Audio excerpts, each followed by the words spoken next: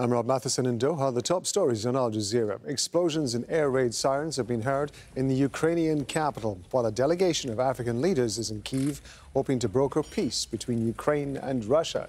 They've also visited the city of Bucha, where Ukrainian authorities say more than 1,000 civilians were killed in Russian attacks last year. The leaders will meet Ukrainian President Volodymyr Zelensky in the coming hours.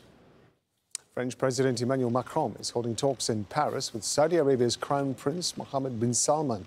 They're expected to discuss Russia's invasion of Ukraine and the political standoff in Lebanon. Protesters have rallied in 4 Greek cities. They're critical of how the government's been handling a migrant boat accident that left at least 79 people dead. They accuse authorities of being complicit because they haven't created safe and legal ways for people to seek asylum. The acting migration minister of Greece says survivors' applications will be assessed. Communities in central Nigeria are searching for the bodies of victims of a boat accident. They say there's been no government help since the boat sank on the Niger River 4 days ago. So far, at least 100 bodies have been recovered. 2 months of fighting in Sudan has caused widespread suffering for millions of children. UNICEF says at least 300 children have been killed and nearly 2,000 have been injured. More than 1 million have been forced from their homes. The United Nations organization says it's really worried about the situation in West and Central Darfur.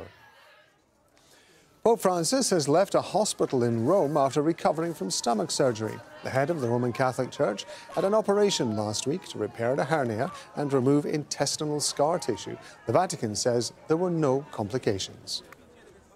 South Korea has recovered part of a rocket used in North Korea's failed launch of its first military satellite. Salvage teams have been searching for the booster and the satellite after it fell into waters off its west coast last month.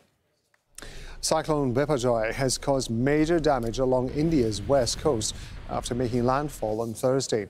At least 22 people have been injured. Power lines are down, many homes have been damaged. Winds have reached 140 kilometers per hour, but the storm is said to be getting weaker as it moves north.